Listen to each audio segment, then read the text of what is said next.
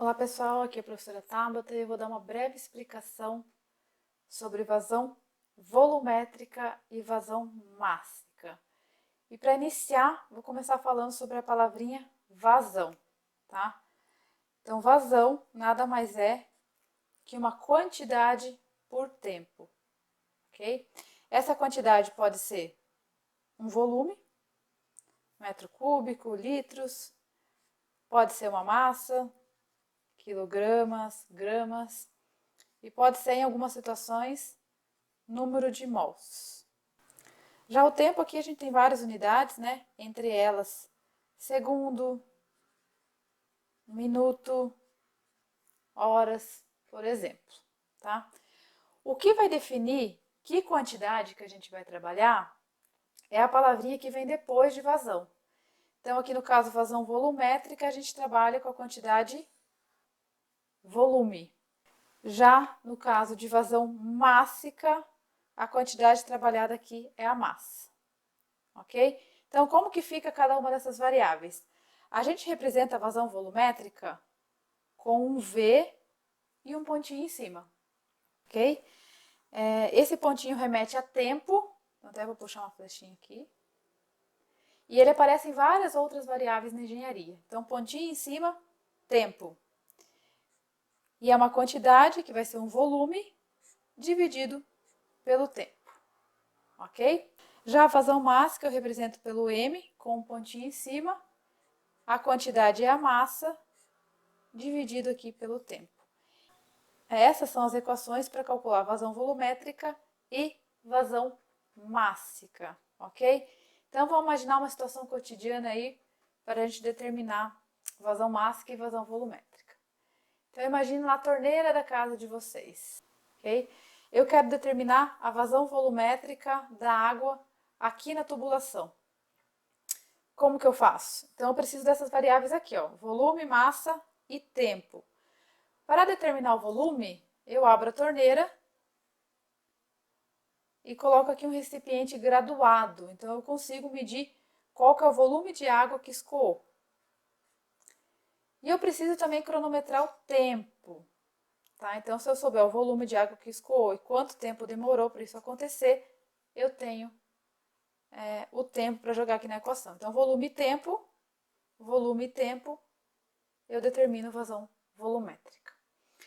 Se eu quiser saber a vazão mássica, ao invés do volume, eu posso colocar uma balança aqui, por exemplo, e pesar essa quantidade de água, né? Medir a massa da quantidade de água num determinado tempo. Então, eu tenho a massa e tenho tempo, eu consigo determinar a vazão volumétrica. Simples, né, pessoal?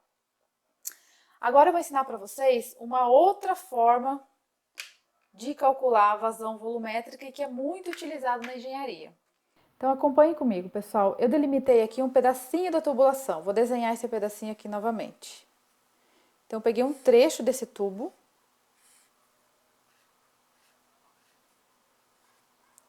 De tamanho que eu vou chamar de L. Um pedacinho de tubo, ok? E a pergunta que eu faço para vocês é como que eu calculo o volume de líquido que está aqui dentro dessa tubulação.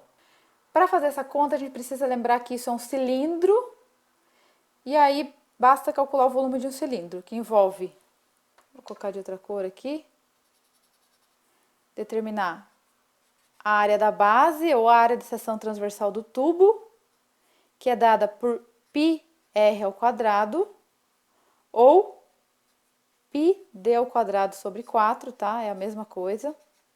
Então, se eu souber a área, e eu multiplico por essa altura ou comprimento do tubo nessa situação. Então, o volume de um cilindro vai ser a área da base vezes o comprimento aqui determinado por L, ok? Fazendo essa continha, eu consigo saber o volume de água que tem dentro desse pedacinho de tubo. Porém, eu vou mudar a pergunta agora. Ao invés de saber volume, eu quero saber a vazão volumétrica da água aqui nessa seção de tubulação. Então, para saber a vazão volumétrica, esse V agora vai ganhar um pontinho em cima. E se esse pontinho remete a tempo, vou acrescentar o tempo aqui na minha equação. Então, uma equação que era dada para calcular volume, agora agora pode ser usada para calcular vazão volumétrica, porque eu incluí o tempo aqui na equação. Bom, o que a gente tem que pensar agora? O que é isso aqui, pessoal? É comprimento por tempo. Isso significa o quê? Quanto tempo que o fluido demora para percorrer esse espaço aqui na tubulação. E eu poderia chamar isso também de velocidade. Espaço por tempo, comprimento por tempo, quanto tempo demora para percorrer um determinado espaço. No caso aqui, comprimento do tubo. Então, eu vou reescrever essa equação como vazão igual a área de seção transversal do tubo vezes velocidade. Aqui é a velocidade média do fluido escoando na tubulação, tá, pessoal? Então, essa é uma equação muito utilizada na engenharia.